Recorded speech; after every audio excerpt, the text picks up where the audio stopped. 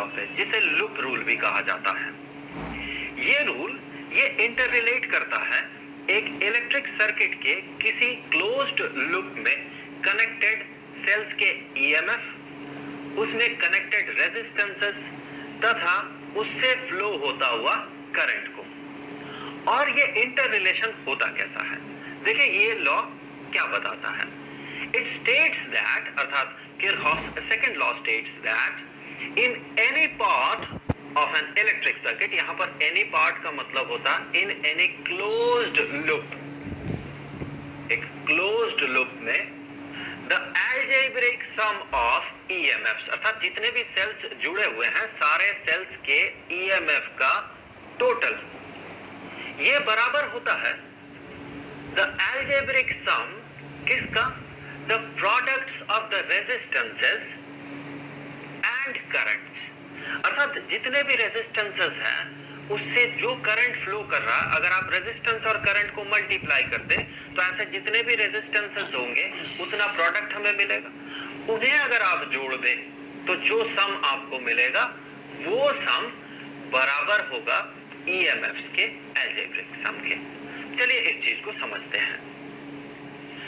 हम इसके लिए सबसे पहले एक सिंपल, बहुत ही सिंपल सर्किट ड्रॉ करेंगे। इस सर्किट में एक सेल जुड़ा हुआ जिसका ईएमएफ है E और एक रेजिस्टेंस कनेक्टेड है जिसका रेजिस्टेंस है R। इस सेल के कारण इस सर्किट में एक करंट फ्लो कर रहा है, वो करंट है I, और यही करंट इस रेजिस्टेंस से भी पार होगा।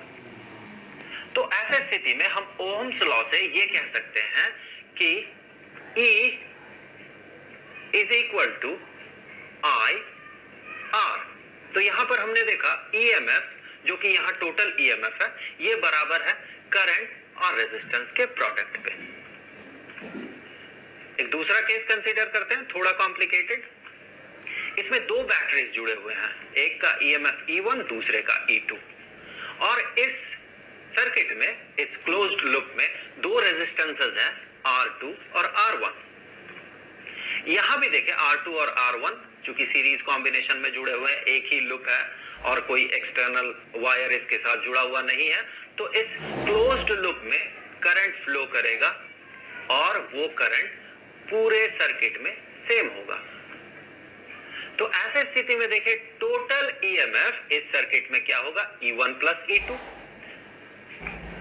तो हम कह सकते हैं कि E1 प्लस E2 ये बराबर होगा करंट इनटू टोटल रेजिस्टेंस के। यहां R1 और R2 देखें, ये दोनों सीरीज कॉम्बिनेशन में जुड़े हुए हैं, तो नेट रेजिस्टेंस या फिर कहें इक्विवेलेंट रेजिस्टेंस ये होगा R1 प्लस R2। इससे आगे हम कह सकते हैं कि E1 प्लस E2 अर्थात टोटल ईएमएफ ये बराबर है I into R1 plus I into R2 के। अर्थात यहां देखिए ये है टोटल ईएमएफ जो कि बराबर है करंट और रेजिस्टेंस के प्रोडक्ट। यहां पर दो प्रोडक्ट मिलेंगे हमें ऐसा, I इंटू R2 और I इंटू R1। तो इन प्रोडक्ट्स के अलजेब्रिक सम के बराबर। अब एक कॉम्प्लिकेटेड सिचुएशन कंसीडर करते हैं, वो है ये। इस सर्किट में दो सेल्स जुड़े हुए हैं, एक का ईएमएफ E1, दूसरे का E2। ध्यान दें E1 और E2 पिछले केस में ये दोनों एक ही साथ काम कर रहे थे। मेरा कहने का मतलब एक ही डायरेक्शन में काम कर रहे थे।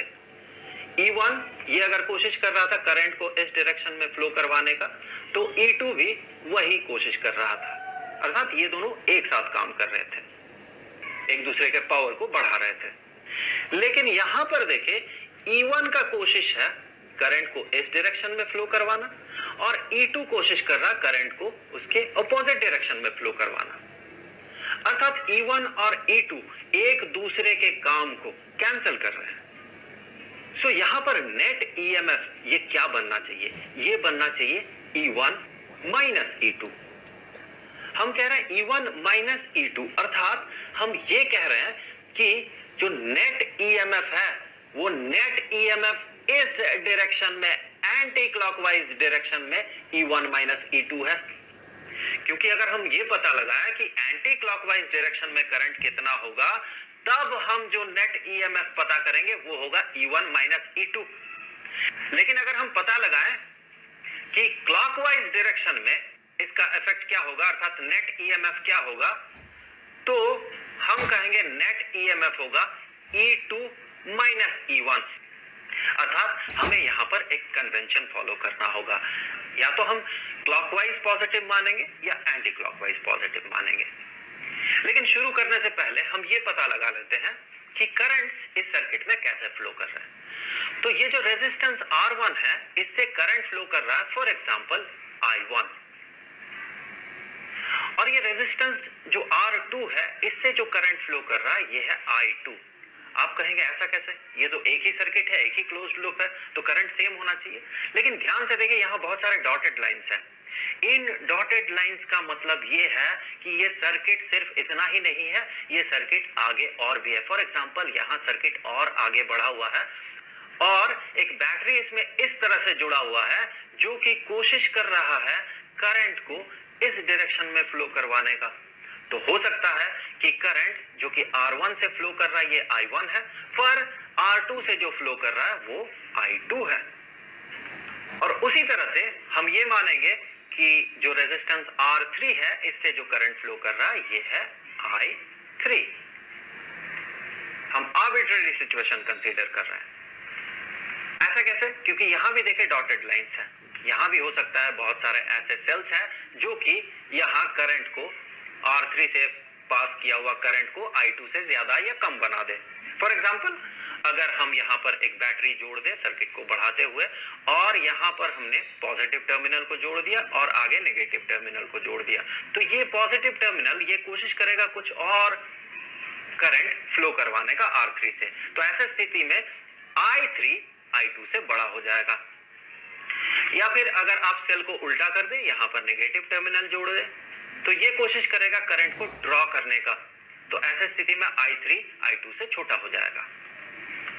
और इसी तरह से अगर हम माने कि ये जो रेजिस्टेंस R4 है, इससे करंट फ्लो कर रहा I4 पर अपोजिट डायरेक्शन में, इस डायरेक्शन में I4। ऐसे कैसे हो सकता है? अगर मान ले हम यहाँ एक्सटर्नल एक सर्किट जोड़ दें जहां पर हमने एक सेल जोड़ दिया और इस सेल में ये नेगेटिव टर्मिनल है और ये पॉजिटिव टर्मिनल है। ऐसे स्थिति में अगर इसका ईएमएफ बहुत ज्यादा हो तो ये कोशिश करेगा करंट को ड्रॉ करने का, ये ज्यादा ड्रॉ करने का कोशिश करेगा करंट को, ना कि ये सेल। तो ऐसे स्थिति में करंट का फ्लो होगा इस डायरेक्शन में। तो ये पॉसिबल है। अब देखें ऐसे स्थिति में ये किरचॉफ सेकंड लॉ क्या बताता है? ये बताता है नेट ईएमएफ अर्थात E1 माइनस E2। हमने लिखा E1 माइनस E2, अर्थात हम ये कन्वेंशन मान रहे हैं कि एंटी क्लॉकवाइज पॉजिटिव, इसीलिए हमने नेट ईएमएफ को E1 माइनस E2 लिखा। तो हमारा कन्वेंशन यहां हम लिख लेते हैं। कन्वेंशन हमारा ये है कि anti clockwise positive, anti clockwise. Delicious biryanis to cheesy pizzas. Get them delivered safely at your doorstep. Order now. Positive. तो नेट ईएमएफ ये बराबर होगा करंट और रेजिस्टेंसेस के प्रोडक्ट के सम।